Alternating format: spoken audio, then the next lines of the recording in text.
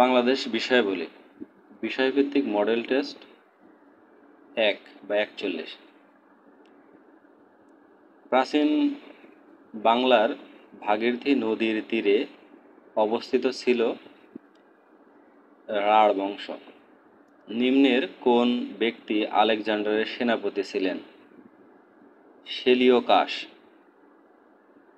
Ibn Battuta দিল্লিতে কোন পদে নিযুক্ত ছিলেন? ইবনে বতুতার পদ ছিলেন গাজী। পুন্ড শব্দের অর্থ আখ। বাংলায় মুসলিম শাসনের পতন ঘটে কোন শতাব্দীতে? অষ্টদশ।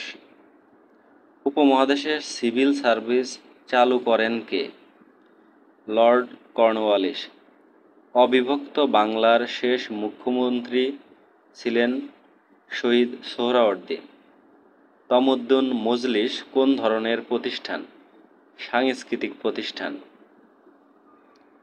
বর্তমান বৃহৎ বরিশাল ও ফরিদপুর এলাকা প্রাচীনকালে কোন জনপদের অন্তর্ভুক্ত ছিল? বরিশাল, ফরিদপুর। ইভেন ঢাকাও বঙ্গ জনপদের অন্তর্ভুক্ত ছিল। অশোক কোন বংশের সম্রাট ছিলেন? মৌর্য বংশের। আরবদের আক্রমণের সময় সিন্ধু কোন দেশের রাজা ছিলেন? সিন্ধু দেশের রাজা ছিলেন দাহির।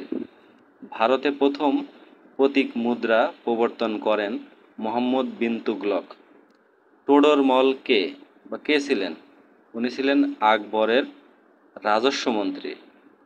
ভারতীয় উপমহাদেশে প্রথম কখন ও কার আমলে ডাক সার্ভিস চালু হয়? শের শাহর আমলে ডাক সার্ভিস চালু হয়। ইতিহাস বিখ্যাত সেনানায়ক ইখতিয়ার উদ্দিন মোহাম্মদ বিন বখতিয়ার খলজি কোন দেশের নাগরিক ছিলেন? উনি ছিলেন আফগানিস্তানের। শ্রী চৈতন্যের আবির্ভাব ঘটেছিল যে সুলতানের শাসনামলে? আলাউদ্দিন হোসেন শাহ। হিউয়েন সাং বাংলায় ভারতবর্ষে এসেছিলেন যার আমলে? হর্ষবর্ধন।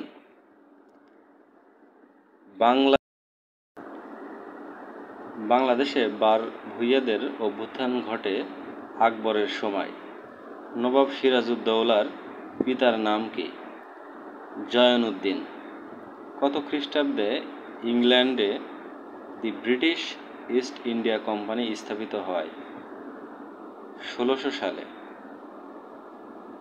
ইংরেজ বণিকদের সরাসরিভাবে বঙ্গদেশে বাণিজ্য কেন্দ্র স্থাপন করেন শাহজাহানের আমলে।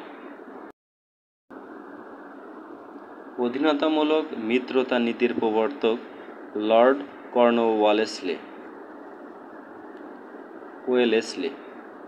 ভারতীয় উপমহাদেশে ইস্ট ইন্ডিয়া কোম্পানির শাসনের অবসান হয় কত সালে? 1858 সালে। ইস্ট ইন্ডিয়া কোম্পানি চট্টগ্রামের শাসনভার লাভ করেন 1760 খ্রিস্টাব্দে। ব্রিটিশ বণিকদের বিরুদ্ধে একজন চাকমা জুমিয়া নেতা বিদ্রোহের পতাকা উড়িয়েছিলেন, তার নাম কি?